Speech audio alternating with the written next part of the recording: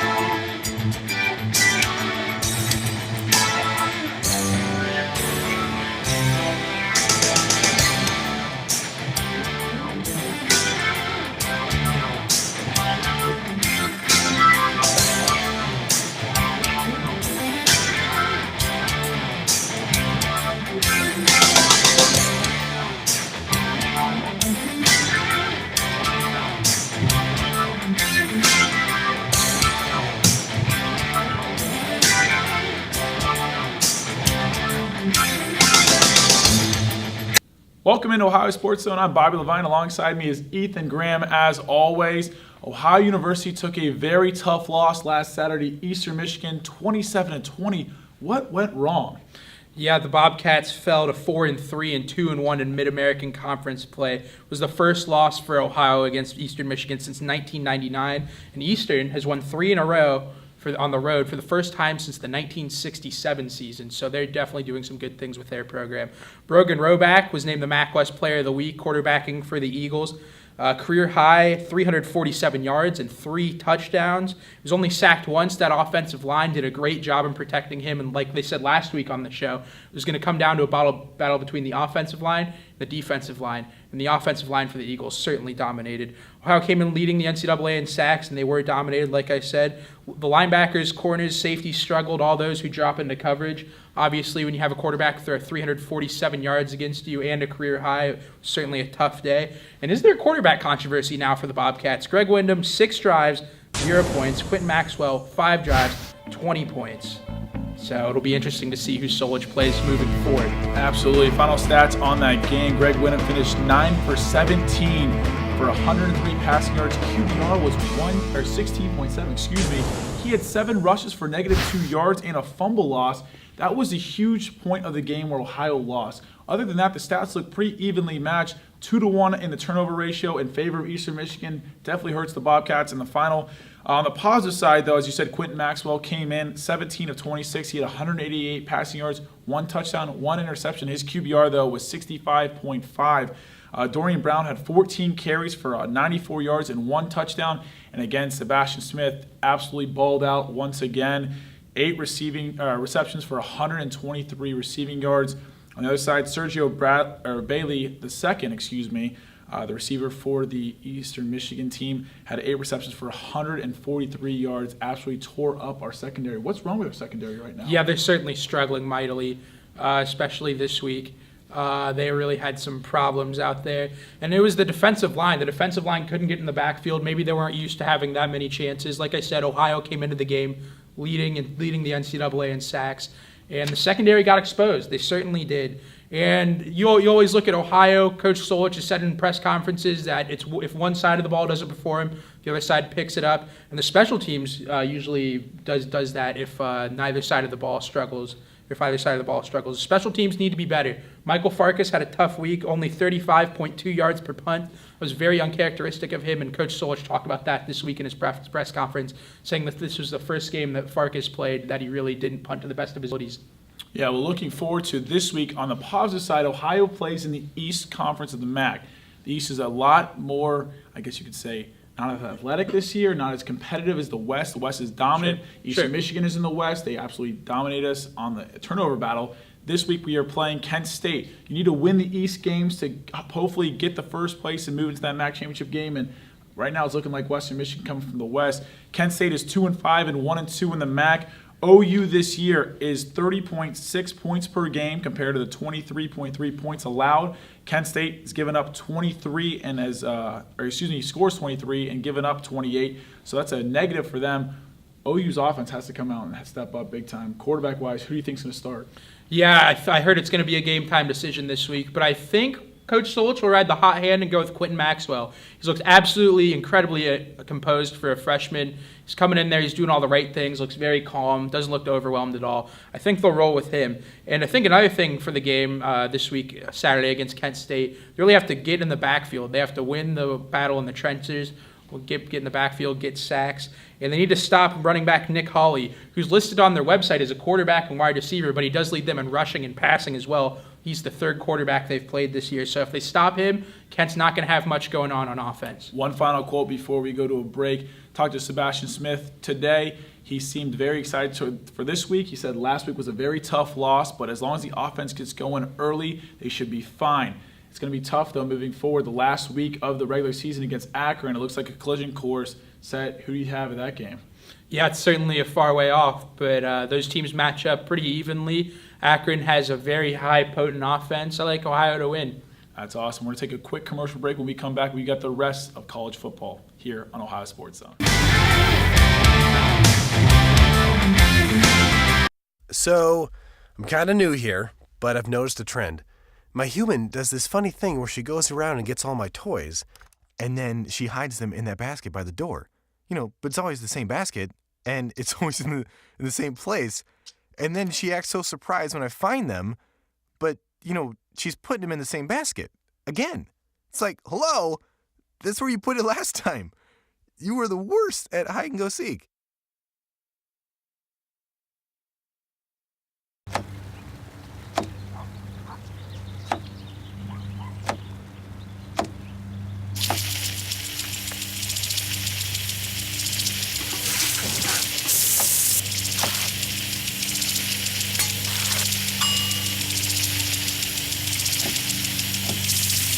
Clean kitchen surfaces, utensils, and hands with soapy water. 1 in 6 Americans will get sick from food poisoning this year. Keep your family safer. Check your steps at foodsafety.gov.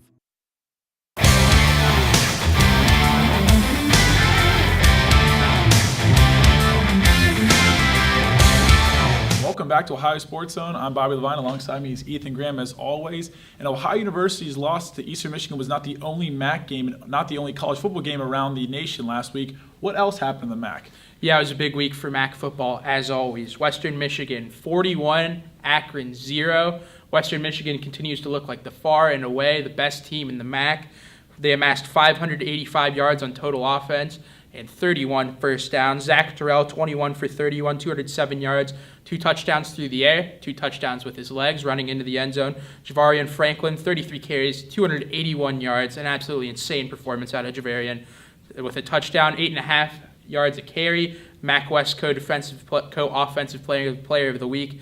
Linebacker Caleb Bailey had 7 tackles and an interception. It's the MAC defensive player of the week. So a lot happening on both sides of the ball for the Broncos.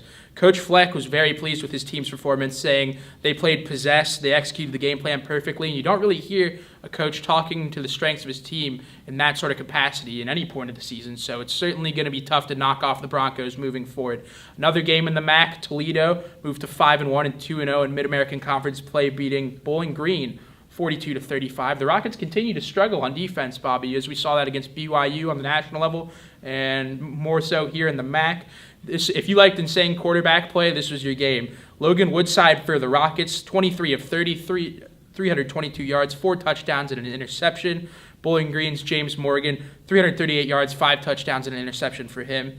And two-headed monster in the backfield for Toledo. Obviously, Ohio goes there next week. They're going to have to look out for 2 big running backs. Number 1, Kareem Hunt, 25 carries, 99 yards, and a touchdown. And Trey Swanson, 12 carries, 112 yards, and a touchdown in that game. And there was other action outside of the MAC, believe it or not, this week in college football. Huge week of college football. Bobby, what were your major takeaways around the country from maybe the Power 6 conferences in college football? Yeah, Week 7 was an action-packed week. A couple takeaways that I had question marks. Clemson got very lucky at home when they played NC State. NC State had a chance to win the ball game with time running out. In the fourth quarter, their kicker went 1 for 4, missed 3 field goals, and they ended up losing in overtime 24-17 to Clemson. Clemson got very, very lucky. They go to the 3:30 game. Tennessee got absolutely railed off by Alabama. Alabama is rolling right now. We don't know how good Tennessee is right now. Obviously, Tennessee's they've struggled early on in the season. They didn't look too good against Ohio University. They should have lost to Appalachian State early on. But you know what? 2 losses in a row to A&M and Alabama are putting them in a bind right now. And then the late game, Ohio State went up to Madison, Wisconsin. I was there. The Buckeyes were extremely, extremely lucky in the second half. They came out all guns firing. The first half, they're down 16-6. JT Barrett got his boys together. They rallied and ended up winning in overtime, a huge win for them. But everyone was talking about how lucky Ohio State got. We have to realize the week before, Wisconsin had a bye. Ohio State was at home and played Indiana. They had 2 weeks to prepare, Wisconsin was, and they looked very, very good. They are definitely a top 10 team in the nation. Yeah, for Ohio State, that was their 20th consecutive victory on the road. That is unspeakable in college football. I don't care if you're Alabama, Ohio State, Oklahoma, Clemson, any of these other huge programs. That is flat out impressive. And the Buckeyes, from one hostile environment to the other, from Madison to Happy Valley against Penn State, what are you looking for in that game, Bob? Yeah, they don't get any week off at all. It goes from a red out in Wisconsin to a white out at Penn State. And you know the Penn State team is not what they used to be before when they had Joe Pa. And it's gone downhill a little bit. Expect JT Barrett and his Buckeyes to come out again, look to get the ball to Curtis Samuel and Noah Brown as a wide receiver. The defense, again, will be on its head. I expect a slow first quarter start by the Buckeyes, but then to pick up in the second half and run away with this game. They are favored by 19.5. It's going to be a very close one in the beginning. I would say expect that game to be in between that 19.5. I think it's going to go a little bit lower. Yeah, 19.5 is a huge point spread, especially when Penn State, like you said, they're having some down years, but they're still certainly a competitive football team. I look for them to, cover that spread as well. Moving down south to the Southeastern Conference, the SEC, a huge game this weekend, Alabama and Texas A&M. Alabama comes in at another massive point spread, 19-point favorite. What do you think about that game? You think Alabama's going to cover? It's going to be an incredible game on CBS. Expect all eyes to be in Tuscaloosa. Alabama 7-0, looking like the best team in the nation. A&M, though, that's the thing. They had a bye last week. They played Tennessee the week before, got that win in overtime. Tennessee goes home. Alabama had to go up to Knoxville and play them. They should be a little tired. A&M should come with Coach Sumlin all prepared, game plan set and ready to go behind the quarterback Knight, Trevor Knight from Oklahoma, transfer. They should be ready. I would expect this game to be very close. And you know what? I'm going to go on a limb and say Alabama will be upset because of the bye and how much preparation Coach Sumlin has with his A&M Aggies. Really, the upset. That is certainly a bold prediction here on Ohio Sports Zone. But anything can happen in the SEC. You look at that. That has certainly been the most competitive conference in all of college football recently. Not necessarily the best. We can have that debate, but certainly the most competitive, I would say, is the SEC.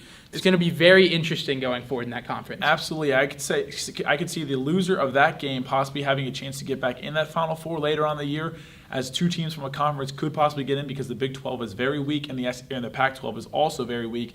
And maybe that collision course later on in November with Ohio State, Michigan, you absolutely never know what could happen later on this college football season. Yeah, certainly going to be an interesting end to this college football season. Coming up next, we got some Mitch Lyons for you, covering ice hockey, field hockey, and most importantly, some volleyball. Mitch is knowing all about that next on Ohio Sports Zone.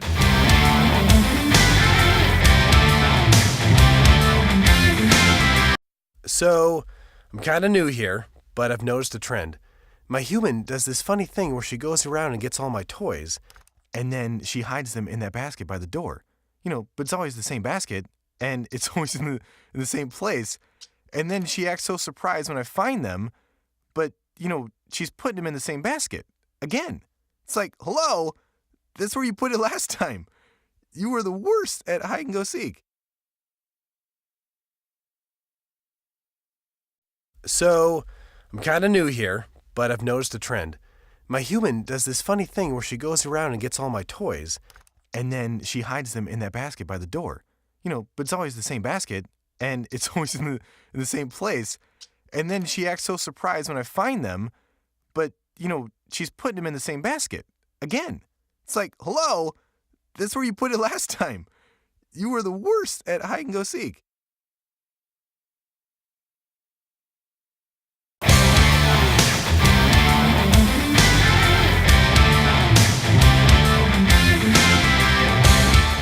Welcome on back into Ohio Sports Zone. I'm not Bobby Levine. I'm Mitchell Lyons. You know that's Ethan Graham. We did a little line change. Speaking of line change, Ethan, our hockey team, so did their line change. Yeah, hockey. smooth transition. Anyway, enough of the jokes, Ethan. The hockey team coming off back-to-back weekends where they played ranked teams and they finished 3-1. How do you think they're doing so far? Yeah, the hockey team is certainly off to one of their best starts in program history.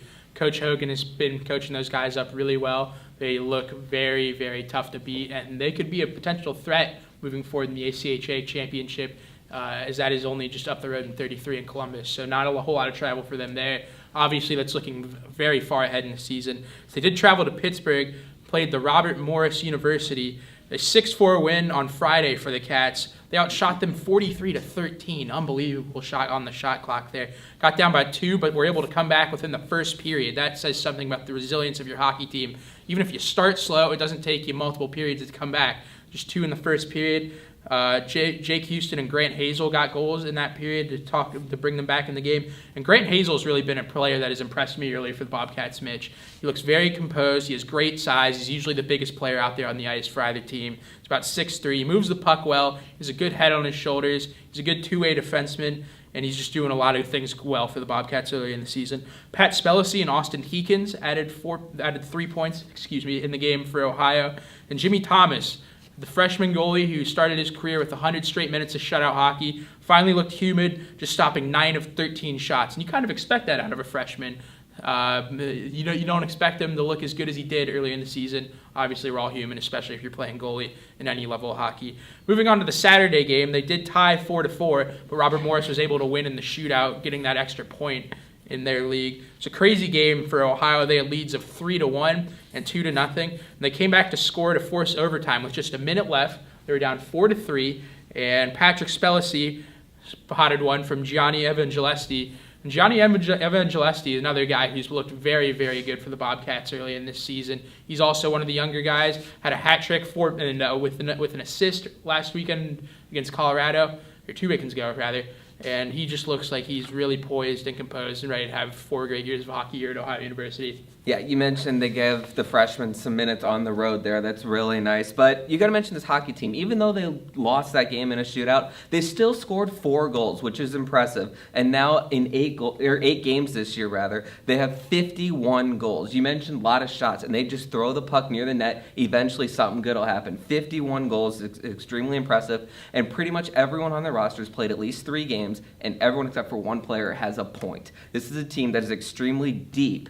And when you get a lot of bodies and a lot of different, they're really, really a tough team to beat. Now this weekend, Ethan, you have Jamestown coming in. They're new to the ACHA. And how do you avoid a letdown? Even though the game's on ESPN3, maybe a little more mojo, but how do you avoid a letdown? Because it's only human, ranked, now not really ranked. Yeah, it's certainly going to be a very interesting game for the Bobcats. They're going to be playing in front of a packed house. Like you said, it's the first ever ACHA game on ESPN3. Even though it's the internet medium, that is a very big deal for these guys playing club hockey.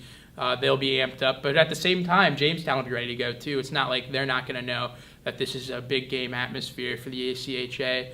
I look for them to get out early, not go down 2 goals like they did against Robert Morris. Even though they've showed they can come back, you never want to be playing from behind.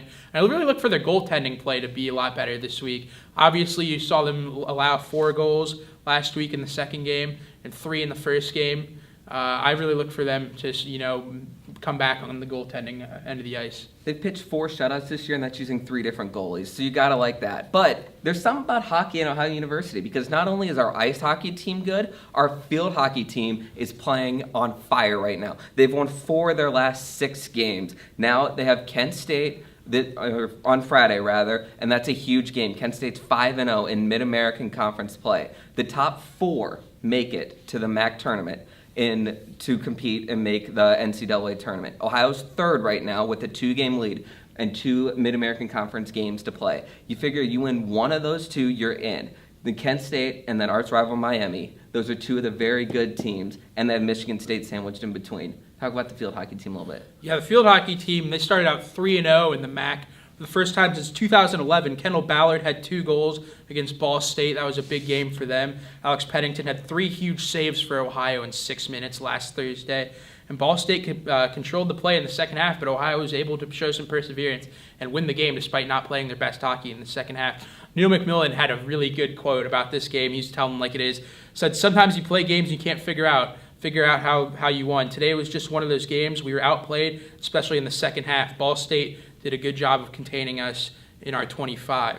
And then they did have another game last week. They went to Longwood on Sunday, who was actually in the MAC for field hockey, so it was a conference game. They lost 3-1. It was their first Mid-American Conference loss. Good chances early by Rachel Coe and Maria Russell off of a penalty corner. Russell would score later, her 6th of the season and her 20th of a career. That's a great career with the Bobcats.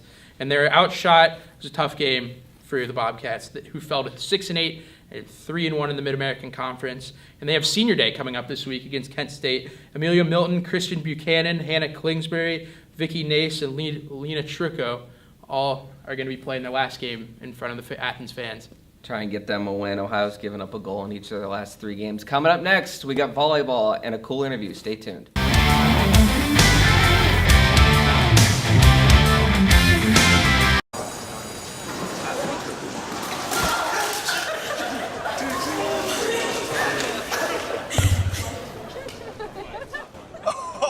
That's low and below. Look, he's watching. Seriously. Okay.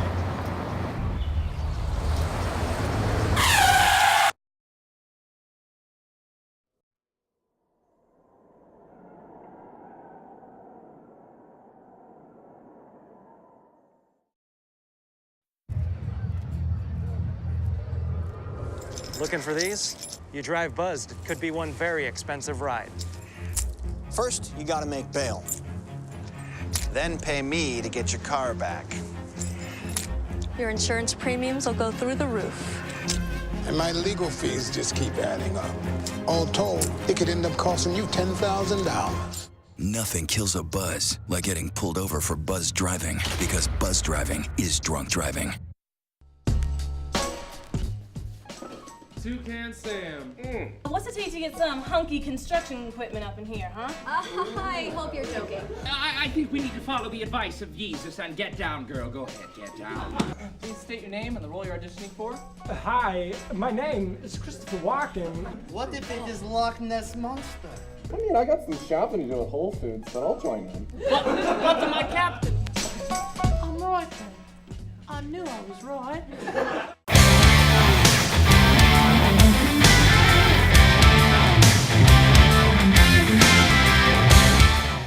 Welcome back here on Ohio Sports Zone. Ethan Graham alongside Mitch Lyons.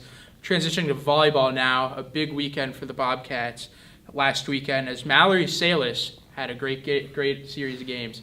Ethan, anyone who's been watching the show, you know Max and I often call her the Magnificent One and Magnificent Mallory. But she may need a new nickname after these last 2 weekends. I'm going to have to have you get on that, come up with something different, because Mallory has been terrific. Mallory, to start off the year, she was injured. She missed the first home weekend. And then she came back and started hitting, and she was struggling. She was struggling so badly, they moved her to libero. That's a position that gets no swings. By definition on the position, you're not allowed to take any swings. So she wasn't hitting at all. And then, because of some injuries and some lineup shuffling, they moved her back up to hitting. And all she did was on the road have 22 kills. Followed up the next night, 22 kills. That's not a misprint, that's 22 and then 22. So you got to think, hey, well done, Mal. You win Offensive Player of the Week, you're back. No, she's not done. She followed up the next weekend with 23 kills and then 25 kills. That's 4 straight games of 22 or more kills. That's 2 straight Offensive Player of the Weeks. She led the comeback against Ball State, which was the final of those where she had the 25 kills, went 20-20, and they were down 17-12 in the fourth set. They won the first one, lost the next 2, and then we're down 17-12. They came back, tied it at 12, won the set 32-30. You only played at 25, so a little extra time, and then they went and played in the 5th set, and they dominated the 5th set once again. They've won 3 straight 5th sets. Now Ohio is 6-2 in MAC play, and really starting to get on. Also in the game, Jamie Kosorik had 17 kills. Very impressive to go along with Mal. You have those 2 outside hitters on that left side that have been terrific. Speaking of Jamie Kosorik, here's what she had to say in our interview with her this week. I don't think that I really went in thinking like, okay, this is where we're gonna be at this time, or like, are we going to be undefeated? Are we going to be, I don't know. I would hope that we would have a winning record, and I believed in our team enough after preseason that we would have a winning record about halfway through, and we do. So, yeah, it's going well. Yeah, it's going well. What's it about this team in fifth sets? You guys are 3-0 and playing dominant. We just like to keep you guys on your toes. That's honestly, no, okay. I don't know. I mean, I think that I think the fifth set thing is a great thing because it just kind of shows our perseverance. And yes, like maybe it's not the greatest way of going about winning a volleyball game. Like there's obviously a lot easier ways you can just get it all done at once. But I think with a young team, you kind of have to realize that, okay, we're going to have our ups and we're going to have our downs. But when we have our downs, what can we do to come back up? And can we do it in a time where we can still win the game? And I think that obviously shows that we can be down 0-2 and we can still come back and fight and persevere and come back and win. As a fellow outside hitter, have you ever had a stretch or seen a stretch like what Mal's going through, 4 straight games at 20? Oh my gosh, no, I haven't. Like it's awesome, and I'm so happy for Mal. I'm so happy for Ohio because it's her senior year, and the amount of work that Mal has put in over these last like 3-4 years that she's been here. It's just she deserves this more than anybody on our entire team, and I'm awesome. I'm honored to be by her side and helping her in every way I can, and it's awesome to see her get to thrive like this season, and I couldn't be more happy for her. Junior year, you're averaging over 3 kills a set. Talk about your play and your development this year. My play, it's getting better. I think we kind of found that, okay, I'm jumping higher, so that's cool. And how can we kind of incorporate that into my play now? And I think that I'm still learning. Like some of my shots, I don't necessarily use my athletic gains as much as I should. So it's kind of like, okay, like I can touch 10-1 now, so how do we do that every time I hit?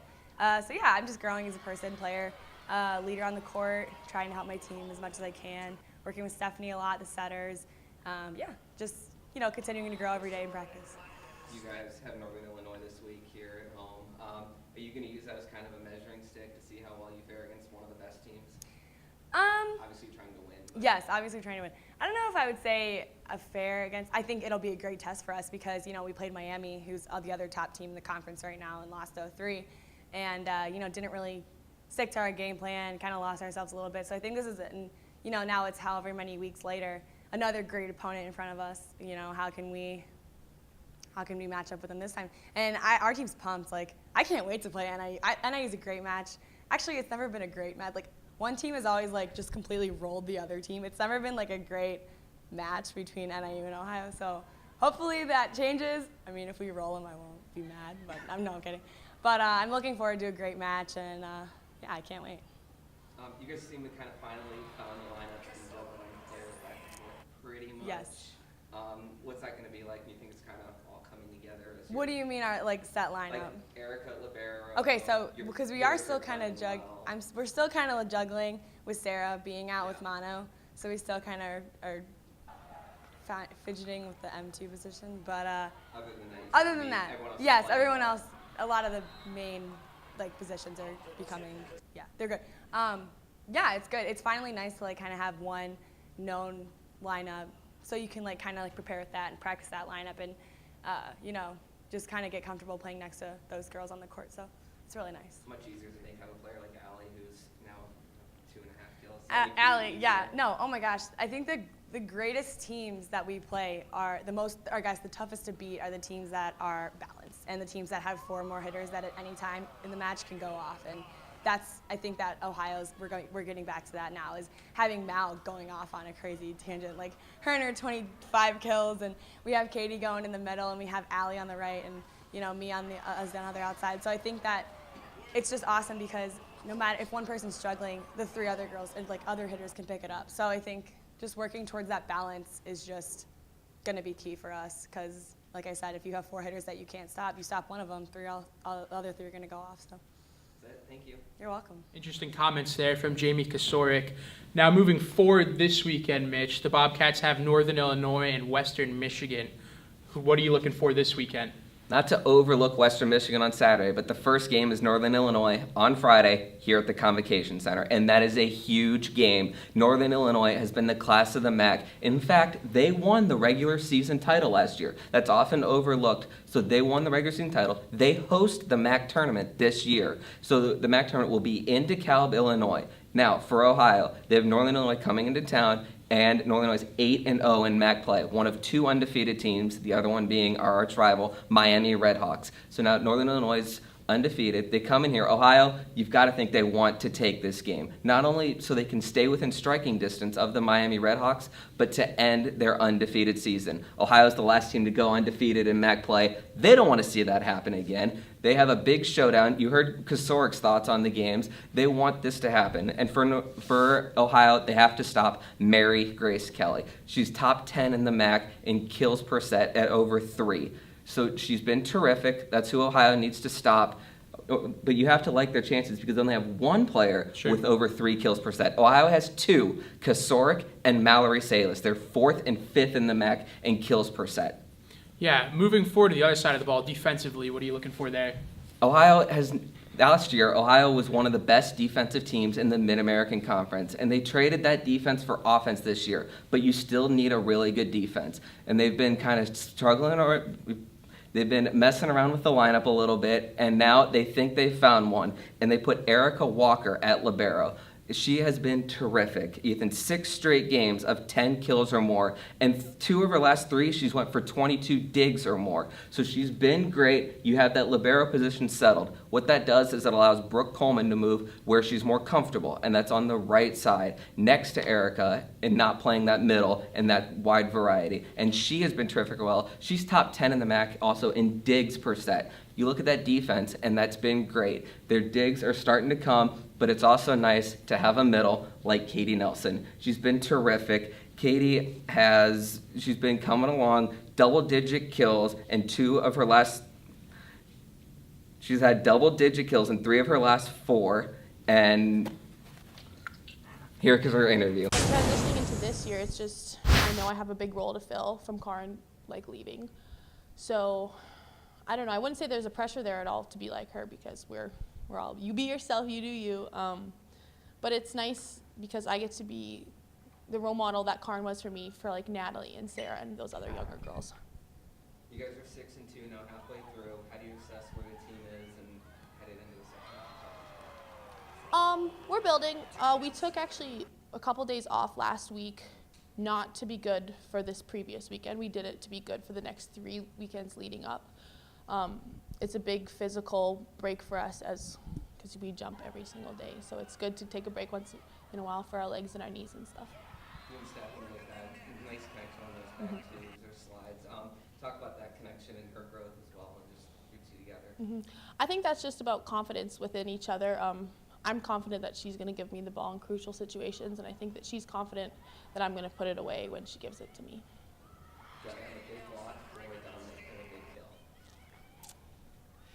I'd say a big block because they think they're going to go up and kill it, and I just shove it in their face. Nah, none of that.